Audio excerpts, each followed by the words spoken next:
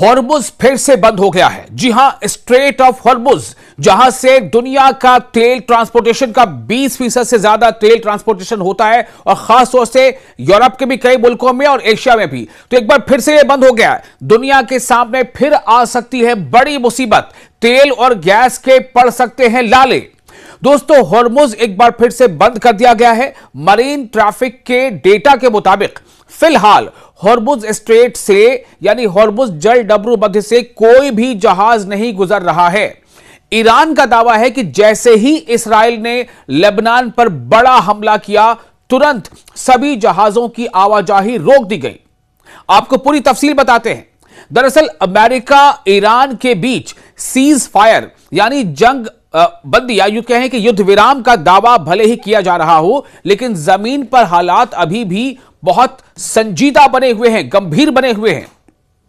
Iran ने बुध को दुनिया की सबसे अहम तेल सप्लाई लाइन माने जाने वाले हॉर्मुज जल डबरू मध्य, यानी स्ट्रेट ऑफ हॉर्मुज में जहाजों की आवाजाही रोक दी है। और इसके पीछे एक बड़ा कारण ईरान ने बताया है, एक बड़ी वजह बताई है। हालांकि आपको पता है कि युद्ध विराम की जो बातें थी, जो शर्तें थी, उसमें एक यह भी था कि हॉर्मुज को खोला जाएगा। तो आखिर क्यों ईरान ने इसे बंद किया, आपको बताते हैं। तो ईरान ने जहाजों की जो आवाजाही रोक दी है, इसके साथ ही ईरान ने साफ चेतावनी दी है कि अगर लेबनान पर इजराइल के हमले नहीं रुके तो वो अमेरिका के साथ हुए सीज फायर से बाहर निकल सकता है। यानी सीज फायर, जो युद्ध विराम जो हुआ है, उससे वो बाहर निकल जाएगा, फिर उसकी वो परवाह नहीं करेगा।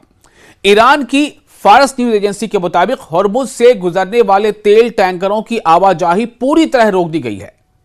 रॉयटर्स, जो आपको पता है एक न्यूज एजेंसी है, इंटरनेशनल न्यूज एजेंसी है, रॉयटर्स के मुताबिक कई जहाज बीच रास्ते में फंस गए हैं और ईरानी नौसेना, यानी ईरानी नेवी ने उन्हें साफ संदेश दे दिया है कि जल मार्ग अभी भी बंद है।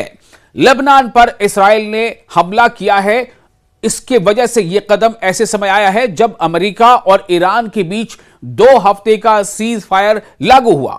इसके बावजूद इस्राएल ने लेबनान पर भयानक हमला किया है। यह हमला इतना भयानक है कि इस्राएल के जरिए लेबनान पर किए गए हमले में 300 से ज्यादा लेबनानी लोगों की मौत की खबरें आ रही हैं और 1500 से ज्यादा लोग जख्मी हुए हैं।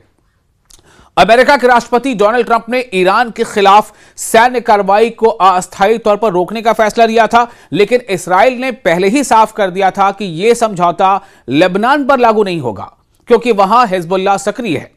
व्हाइट हाउस ने भी इस बात की पुष्टि कर दी है। प्रेस सेक्रेटरी कैरोलिन लेविट ने कहा है कि लेबनान इस सीज फायर का हिस्सा नहीं है। लेबनान के एयरपोर्ट के पास बम गिरे हैं। ईरान के अंदर से अब बेहद आक्रामक बयान सामने आ रहे हैं। एक जराये के हवाले से, एक सूत्र से खबर आ रही है कि अगर अमेरिका अपने बेकाबू साथी, यानी इशारा किधर, इस्राएल की तरफ, उसे नहीं रोक पाया तो ईरान खुद कार्रवाई करेगा।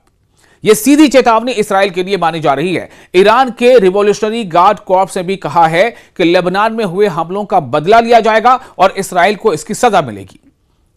एक और जो न्यूज एजेंसी है अल जजीरा, आप जानते हैं, उसके मुताबिक ईरानी अफसरों का कहना है कि सीज फायर पूरे इलाके के लिए था और इस्राएल बार बार अपने वादे तोड़ता है। तो हॉर्मुज बंद हो गया। इसका पूरा नतीजा क्या हुआ कि हॉर्मुज, यानी स्ट्रेट ऑफ हॉर्मुज को बंद कर दिया गया। मरीन ट्रैफिक के डेटा के मुताबिक फिलहाल हॉर्मुज स्ट्रेट से कोई भी जहाज नहीं गुजर रहा है। ईरान का दावा है कि जैसे ही इजराइल ने लेबनान पर बड़ा हमला किया, तुरंत सभी जहाजों की आवाजाही रोक दी गई।